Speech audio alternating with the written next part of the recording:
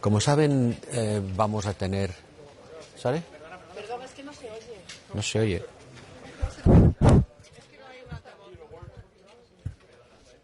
Es que no funciona.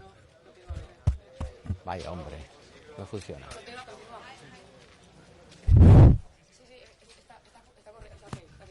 ¿Sí? ¿Está funcionando? Bueno. Le estaba diciendo que estoy, como pueden imaginar, muy contento de estar aquí en España, en Toledo, en esto que era una fábrica de armas y ahora una universidad, para celebrar el primer Consejo Informal de Defensa hoy y de Asuntos Exteriores mañana. Como saben, son consejos informales, eso quiere decir que son discusiones en profundidad sobre algunos temas, pero no se toman decisiones. Las decisiones se toman más tarde en los consejos formales, pero estos son muy importantes porque aquí es donde se crea la opinión de los ministros, donde se intercambian puntos de vista, se analiza en profundidad las cuestiones. ¿Qué cuestiones? Pues evidentemente, primero, la guerra en Ucrania, contra Ucrania, y estoy seguro de que todos los ministros van a insistir en la necesidad de continuar el apoyo a Ucrania, como venimos haciendo por todos los medios. Vamos a ver de qué manera trabajar también en las garantías de seguridad que se pueden dar a Ucrania en el largo plazo, no solamente ahora en la guerra, cómo garantizar un apoyo financiero sostenible, es decir, con qué recursos financieros se va a hacer esta ayuda. El siguiente gran tema, como pueden imaginar, la situación en el Sahel, en particular en Níger, donde los ministros van a ver de qué manera podemos seguir apoyando, como hemos dicho desde el principio, a la comunidad de países del África Occidental. La idea clara es que soluciones africanas para problemas africanos, pero nuestro apoyo a lo que la comunidad decida. Es evidente que la situación en el África subsahariana no está precisamente mejorando. Llegan noticias de otro posible golpe de Estado en Gabón. Yo voy a poner sobre la mesa la conveniencia de adoptar un marco jurídico para establecer sanciones contra los golpistas en Níger. Los ministros lo van a discutir. Y básicamente son los temas que vamos a tratar. Como pueden ver, es Ucrania y la situación en África subsahariana. En el caso de Níger se va a hablar de un posible apoyo tipo a la CDAO en caso de que hubiera una intervención militar o de cómo va a responder la UE si se produjera esa intervención. Los de en caso de son siempre sobrefuturibles. Naturalmente los ministros van a estudiar de qué manera nuestro apoyo a la comunidad de países del África Occidental se puede aplicar en cada momento y situación. Y esto también se va a discutir, pero naturalmente hemos de saber de qué se trata, cómo, cuándo, dónde, de qué manera. No se pueden dar cheques en blanco, pero yo creo que todos los ministros reafirmarán su apoyo a lo que la CHIO plantee, en su caso y en su momento. Hi, Representative. What is your reaction to the events overnight in Gabon, where it appears that a group of military officers say they have seized power? Well, the news are confused. I got the news this morning early. If this is confirmed, it's another military coup, which increased instability in the whole region. I cannot say more because I don't have more information, but certainly is an issue that will be put on the table when we will discuss. How could the EU react if the news are confirmed that there is another military coup? Let's see. I cannot tell you. You know, the best thing to do is that I debrief you after the meeting and I explain how the meeting went, because it's difficult for me to anticipate what the ministers will say. Can you explain us the idea of a new creation of a new fund for Ukraine? We are going to study the way of ensuring stability and sustainability for the financial support to Ukraine. It has to continue. It has to continue now, it has to continue after the war, whatever happens. It has to continue for the reconstruction and to give security guarantees to Ukraine. This is a deep discussion. Let's see what the minister says. Do you think European Union coming back to the Sahel region in Africa that we need a new strategy there urgently?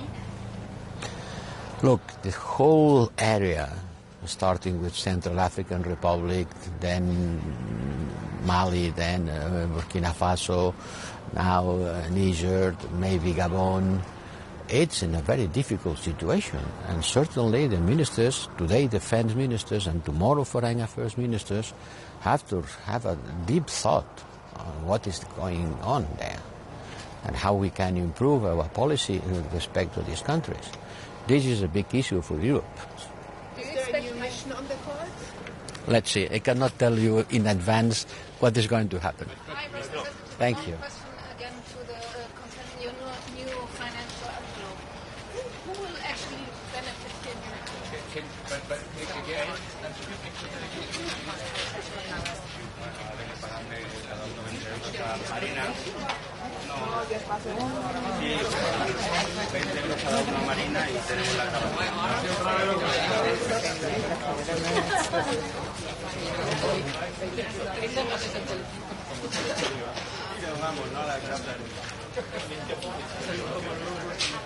Prevenido, ministra.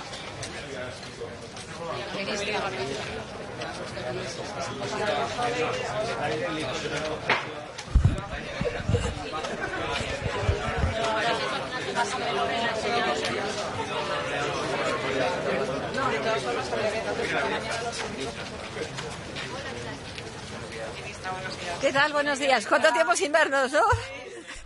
Mira, te pongas aquí.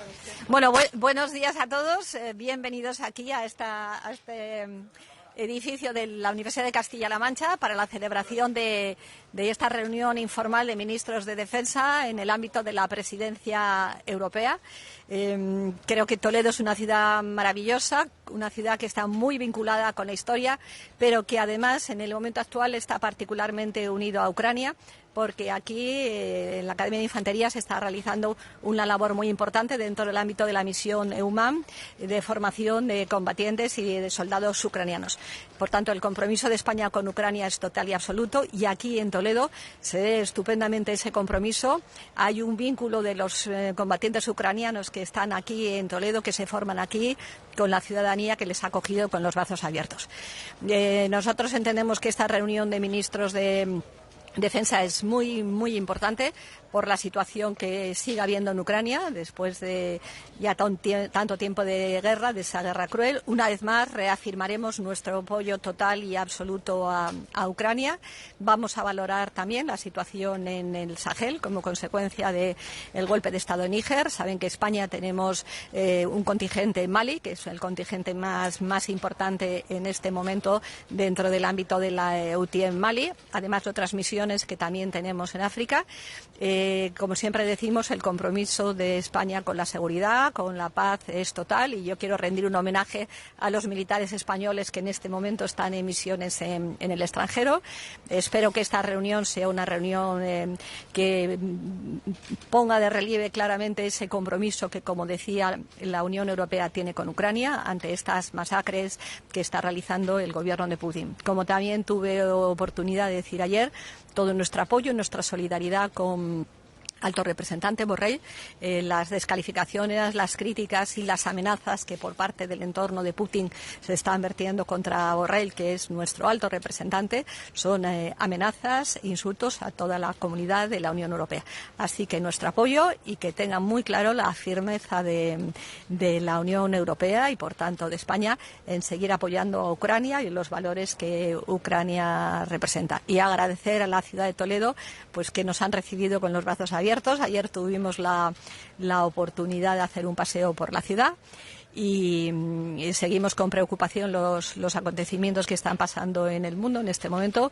Parece que ha habido Toledo pues que nos han recibido con los brazos abiertos. Ayer tuvimos la oportunidad de hacer un paseo por la ciudad y seguimos con preocupación los acontecimientos que están pasando en el mundo en este momento. Parece que ha habido un golpe de Estado en Gabón.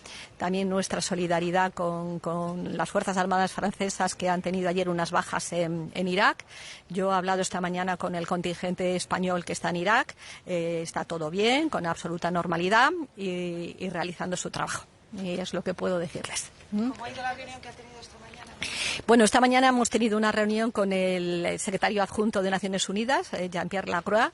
Hemos tratado dos temas fundamentales, el tema de Líbano, de la misión de UNIFIL, donde saben que el jefe de la misión en este momento es español, y además tenemos un contingente numeroso.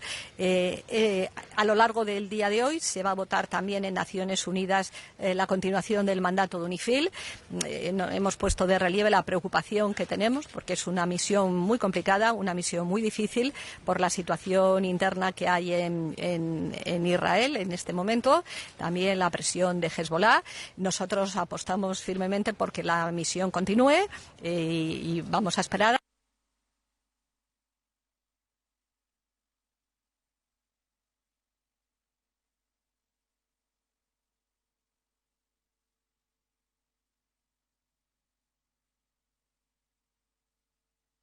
Y algo que es muy importante, están ayudando a enseñar el español, que se está incrementando precisamente pues con el convenio con el Instituto de Cervantes. Y con el secretario general adjunto hemos hablado también, lógicamente, de la situación en África. Nos preocupa. Estamos un poco pendientes también de ver cuál es la evolución en estos países donde ha habido un golpe de Estado. También valorar.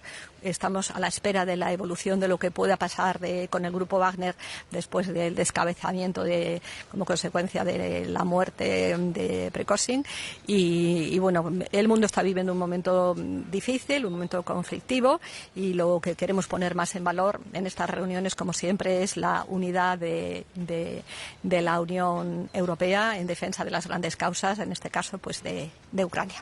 En clave nacional, yo le quería preguntar por esa reunión de hoy de Feijóo con Pedro Sánchez en el Congreso, ¿qué espera de esa reunión? Y también sobre la decisión del TAD, no sé si cree que finalmente el TAD dará la razón al gobierno ante ese. Mire, en cuanto a la primera reunión, pues cuando el presidente del Gobierno termine, ellos ya explicarán en la forma que consideren oportuna el contenido de la reunión. Y en cuanto a la segunda cuestión, yo creo que por responsabilidad hay que dejar siempre que los organismos, tanto administrativos en este caso como en su caso los judiciales, puedan actuar sin ningún tipo de presiones. Por tanto, dejemos que los tribunales administrativos o los órganos jurisdiccionales se tomen su tiempo, con calma y con reflexión, tomen las decisiones oportunas. Y mientras tanto, no nos olvidemos de poner en valor lo que es el fútbol femenino y que ha sido campeones del Mundial. Es importante dejar trabajar a los órganos administrativos y sentirnos orgullosos de nuestros deportistas y en este caso también del fútbol femenino, que han conseguido un campeonato del mundo. Y yo creo que se ha hablado poco de ello y deberíamos hablar mucho más de esa situación. Volviendo al Sahel, ¿España sigue insistiendo en la necesidad de permanecer en esa misión en Mali? Nosotros entendemos que la Unión Europea no puede quedar al margen del Sahel. Y la posición de España, tanto en Unión Europea como en OTAN, ha sido muy claro. Tiene que haber siempre una aproximación 360 grados y el flanco sur nos preocupa enormemente. En todo caso, la misión en Mali es una misión de la Unión Europea. Es la Unión Europea la que debe decidir. España está firmemente comprometida con esa misión, pero en todo caso la decisión final es una decisión que tiene que tomar la Unión Europea. No creo que hoy tomemos una decisión final, pero sí que haremos una valoración de la situación en el Sahel. Gracias.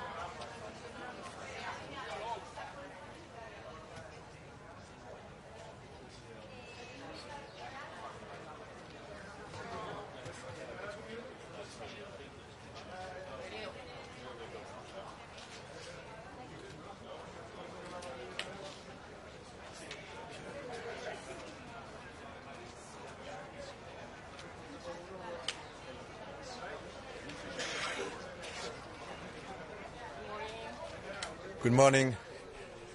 Good morning. I'm glad to attend the meeting today with our colleague from the Ministry of Defense under the Spanish presidency. Of course, two main issues to discuss: the situation in Africa, but you already heard our High Representative Joseph Borrell about it, and of course the situation in Ukraine. Regarding discussion I will handle, it will be mainly about our capacity to continue to support on the long time and the long term Ukraine in its need, and especially for ammunition. I just wanted to remind to all of you that for the first time in the history of our institution, we have been able to put in place very quickly an act, so-called ASAP, in order to be able to produce more ammunition for Ukraine.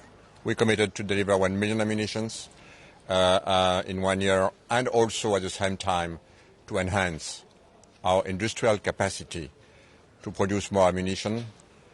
Our goal is to be able to produce more than 1 million of these ammunitions on a yearly basis, and this is where we will use this new act, which has been adopted by our co-legislators in only 2 months, to select the right project in Europe to deliver, to bring them, to help them to support more capacity, of course, in any kind of components, powder, shells and everything. We are now in the process to finalize all the proposals that we received from member states. We will do this very quickly. And regarding the first outcome that I received, I'm very confident that we will be able to enhance drastically our industrial capacity, defense capacity in Europe, to be able to produce what we committed for Ukraine. And can you change with us where we stand with regards to this promised 1 million of materials? We are now in the process to do it. We are confident that we will do it. But I just remind you that there are 2 commitments.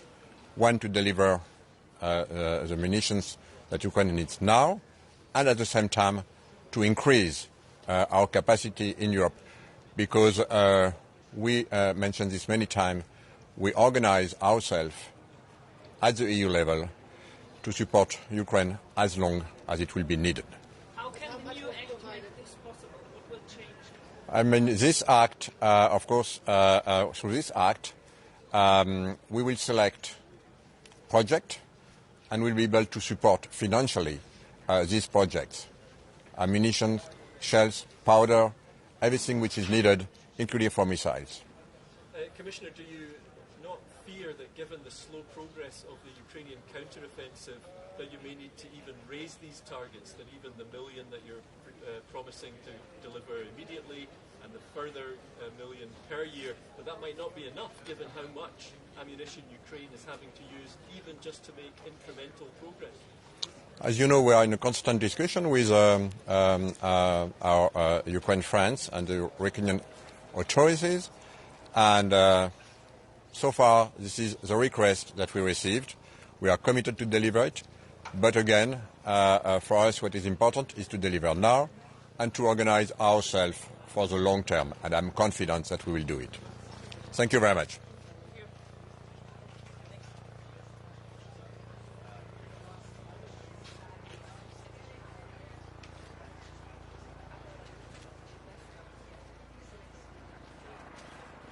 Good morning, everyone.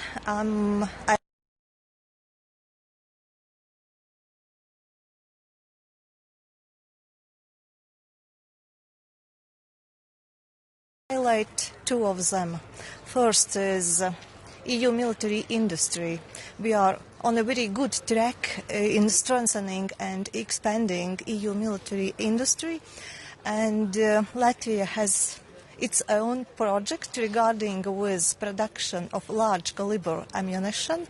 We will start by producing some components for large caliber ammunition production, and then gradually, step by step, we will develop full production cycle in Latvia, and I'm very glad it's on track. The second issue I'd like to speak about is our military assistance to Ukraine. Latvia is doing a lot. Our military assistance to Ukraine has exceeded 1% of our GDP. Today we concentrate on training of Ukrainian troops, and we have committed to train 3,000 of Ukrainian troops in Latvia. It's a very big number, given the size of my country and the size of our military. But once more, our military assistance to Ukraine has exceeded 1% of our GDP, and we would be happy that some other EU countries would join us in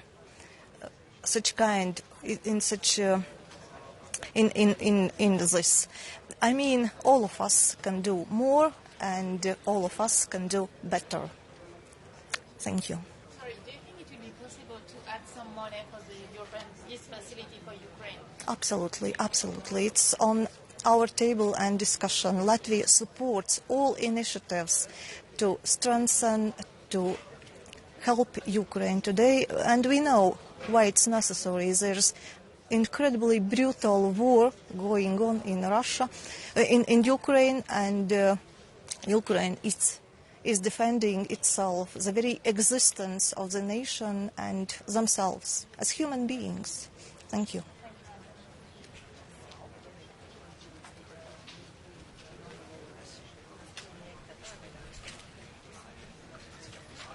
Gracias. Buenos días, señoras y señores, aquí en Toledo. Guten Morgen hier aus Toledo. Es ist mir eine große Freude und Ehre, unseren Bundesminister der Verteidigung Boris Pistorius hier heute bei dem informellen Treffen der EU-Verteidigungsministerinnen und Minister vertreten zu können. Herr Minister ist bei der Kabinettsklausur in Meseberg gebunden. Dementsprechend habe ich die große Ehre und Freude, heute hier die Bundesrepublik Deutschland vertreten zu können. Solche Treffen sind immer eine gute Gelegenheit, offen und intensiv über die großen, wichtigen anstehenden Themen auch im informellen Rahmen sprechen zu können. Und es stehen ja tatsächlich viele Themen sind besonders auf dem Radar. Im besonderen Fokus steht die weitere Unterstützung der Ukraine.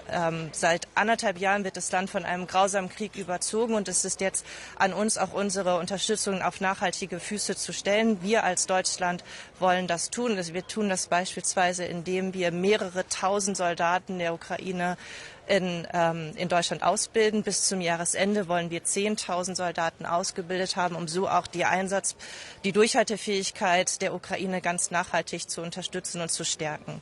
Gleichermaßen im Fokus steht natürlich immer die Frage der Munition. Munition ist ein kritischer Faktor.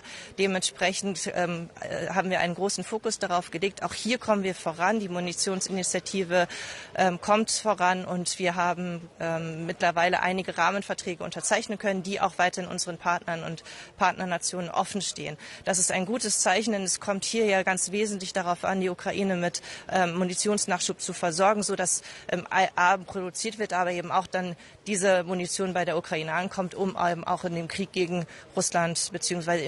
im Selbstverteidigungskampf durchhalten zu können und sich weiterhin selbst verteidigen zu können. Ein zweites Thema, was selbstverständlich auf der Agenda steht, ist die Lage im Sahel, die große Frage in Niger.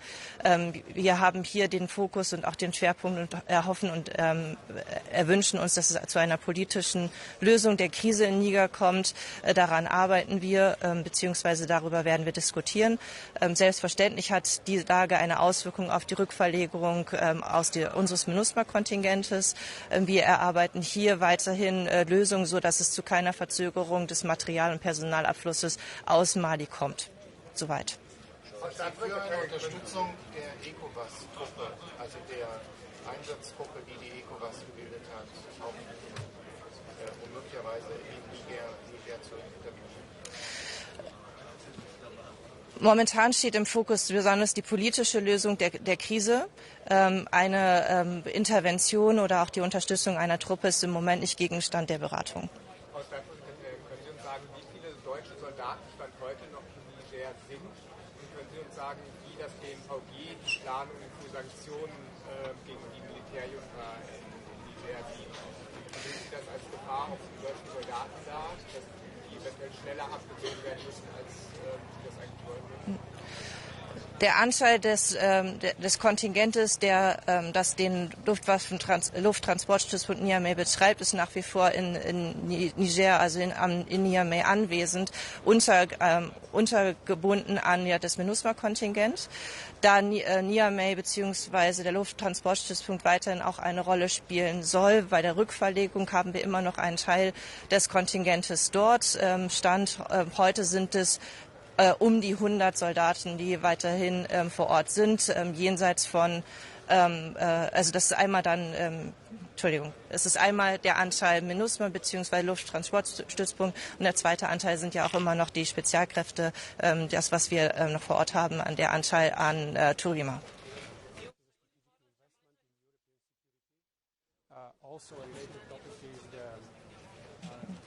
Wir befinden uns nach wie vor in Beratung. Es gibt bisher keine Veränderung der Position der Bundesregierung. Herr Pass.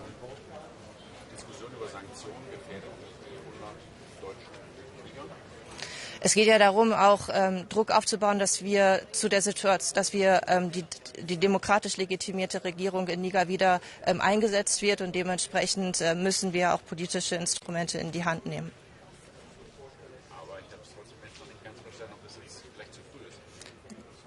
Für uns steht im Vordergrund selbstverständlich immer auch die Situation unserer Soldatinnen und Soldaten. Das bringen wir überein mit den politischen Instrumenten, die wir dann auch gemeinsam beschließen.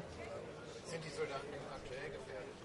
Wir haben im Moment keine Anzeichen für eine erhöhte Gefährdungssituation unserer Soldatinnen und Soldaten in Niger. Die befinden sich fast alle oder befinden sich zum größten Teil auf dem Lufttransportstützpunkt und dementsprechend ist dort eine sichere der Lage angemessene sichere Situation für unsere Soldaten vor Ort.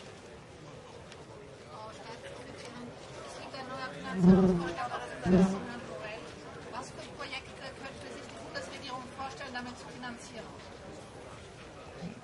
Welche meinen Sie genau? Ich meine diesen neuen Finanzumschlag, der im Rahmen der europäischen Friedensfazilität gerade diskutiert wird. Was könnte man denn damit an Projekten finanzieren oder ist die Bundesregierung gleich total gegen? Das ist ja Gegenstand der Debatte. Wir sind hier beim informellen Treffen. Das heißt, wir werden keine Beschlüsse fassen, aber selbstverständlich wird darüber beraten. Es geht darum, die Unterstützung der Ukraine langfristig und dauerhaft aufzustellen, auch einen Finanzierungsrahmen sicherzustellen. Und darüber werden wir miteinander sprechen. Wir stellen uns nicht gegen eine dauerhafte Unterstützung über die European Peace Facility, aber wir müssen natürlich gucken, wie die Unterstützung dann am Ende aussehen kann. Das ist Gegenstand unserer Gespräche heute, aber auch bei den weiteren Treffen, die noch auf unterschiedlichen Ebenen stattfinden werden. Geht es nicht um das Top, sondern nur um das Profil in Bezug auf die EPF? Also wir sind großer Geldgeber bei der EPF. Mit über ungefähr 25% stellen wir ja auch bereits jetzt viele Mittel für die Ukraine zur Verfügung. Und das war's. Also. Gut, danke.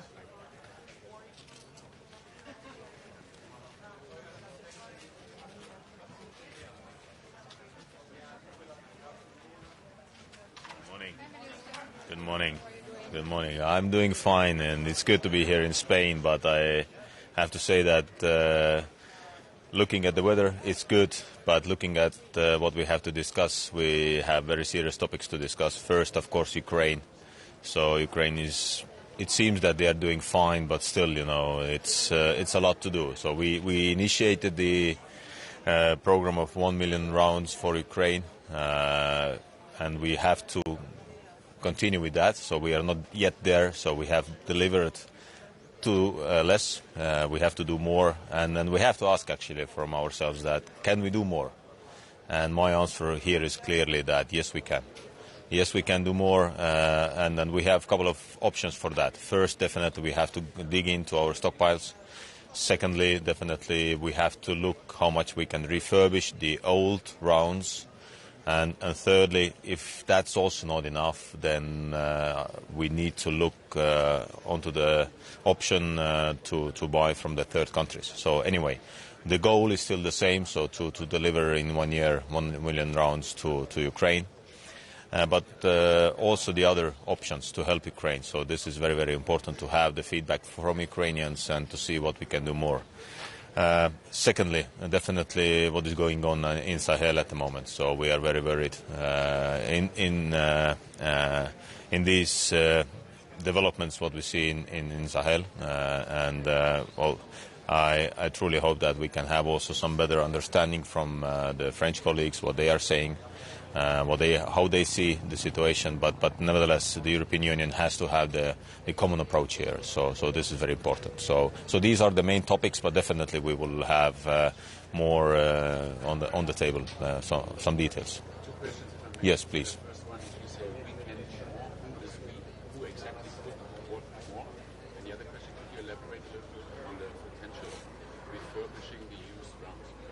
Yes, well, we means European Union as an entity, because yes, Estonia can say that we have given all when we take our GNI, so we have given more even when we take our GNI share. But nevertheless, we know that to give 1 million rounds to Ukraine in 1 year, we have now even passed the halfway, let's say. So because 6 months are gone. 6 months is ahead, so and definitely the revision has to be in place, and also to take the clear understanding that what is the momentum and what needs to be done. As I see it, when we talk about the refurbishment, there are many countries who have rounds in their stockpiles which can be refurbished at lower price when we buy the new ones. So definitely, of course, when I've spoken also to the Commission, I know that the industry is also ramping up. So we see that the industry can produce more, but that's not enough. Still not enough. Even when we can achieve by the end of the year or in the beginning of the next year the capacity to produce 1 million rounds in 1 year, it's still not enough. So because many countries will buy for themselves. Some of the industries will sell it to the third countries, so this is still not enough. So still all the options have to be on the table. Producing more, refurbishing the old ones, and also, if necessary, to buy from the third countries. So these are the options, and we know that if we are not doing that, then more lives will be lost in Ukraine, unfortunately. Well, we see that they are doing some progress in Torvas Tokmak. So Tokmak is at the moment a hotspot. So they try to take the Tokmak city. When they can achieve that, then they can cut some of the supply lines for Russian army, which is very, very important. So let's hope that they will be successful, but let's also understand that it's a very, very hard work what they are doing there. So basically they are moving like centimeter by centimeter because the minefields are very big, and it's not easy because also Russians can reach them. So it is very difficult. So, but as we see also from the last night, that they also influencing or affecting Russians on Russian soil. So the last night attack in Pskov airfield was actually very close to Estonia. So from birds fly, this is basically 30 kilometers from Estonian border. So we are monitoring very closely the situation also in our neighborhood, but hope that Ukrainians can go through to Tokmak and to the Azov Sea.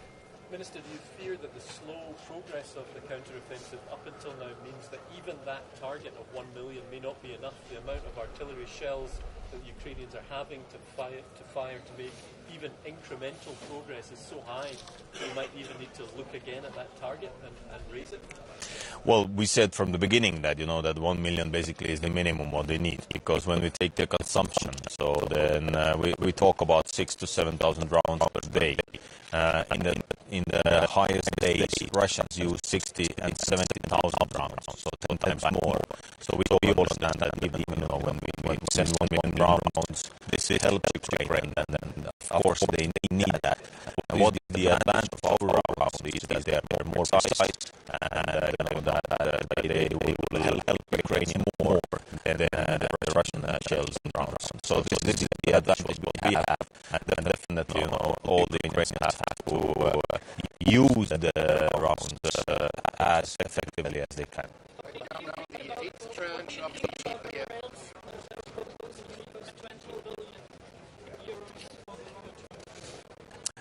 well, definitely we are supporting any kind of proposal which brings new money. And we all understand that to ramp up the production and to bring a new aid to Ukraine, we need fresh money. So we all understand that. So I would even look, for beyond that, that in one moment for the next 5 years budget, where probably we need to increase even this amount, because just imagine that when we take the European Union GDP in total, it's 16 trillions. So when we take the peace facility, which is 4.6 billion, this is 0.03%. 0.3%. So this is what we have given to Ukraine. And obviously, when we take all this money, then we can do more. And this is one of the goals. And definitely, this 20 billion helps to achieve that goal. Sorry, yes. Right now, Hungary has blocked the payout of the 8th tranche. Do you see any way to overcome this row between Hungary and Ukraine? Well, we have to push Hungary to explain even more, and also maybe bilaterally to talk with Hungarians, because also Hungary has to understand that this war at the moment defines also the future of European security. So, and this is why it's for all of us, especially on the eastern flank of NATO and the European Union, so important to help Ukraine and so important to win this war. It is so crystal clear from your perspective, but what is the motivation of Hungary? How do you see it? The motivation of Hungary is the unity of European Union. To block it all the time. Oh, okay, sorry. So, to be honest, I don't know that. So, or I might have some understandings, but I don't want to make speculations. I want to talk about these things, what we can change. And definitely one thing what we can change is to influence and to explain to Hungary also that this is the moment of unity, what we need to keep in European Union, in NATO, in order to help Ukraine, because this defines the security architecture for the Europe. Prime Minister Orban is openly saying that Ukraine cannot win the war, that it's almost lost. That's what he's saying in interviews. So it's not. And I'm saying that Ukraine can win, and I believe in that. So I believe in that, and I see that they can do, and no Ukrainian can say that they will not win this war. Every Ukrainian you ask, they will say that we will fight until we take back all our lands. But where's the European unity if you've got a head of government openly giving a different view? Well, we have had different opinions in European Union also earlier, so this is not the news. But nevertheless, at the end of the day, at the European level, we will find a consensus, and I also believe that here we will find a consensus finally. So thank you very much. Thank you. One question concerning numbers. Earlier you said we are 6 months through the one-year target of 1 million rounds. Do you have any recent figures? So how much was produced and delivered? Well, we will have the latest numbers, but as far I know that we have commitments for around 226,000, but less is delivered yet. So this is important that we also delivered what we have promised. So, but nevertheless, even when we have 1/4 commitments, then still a lot needs to be done yet. So thank you.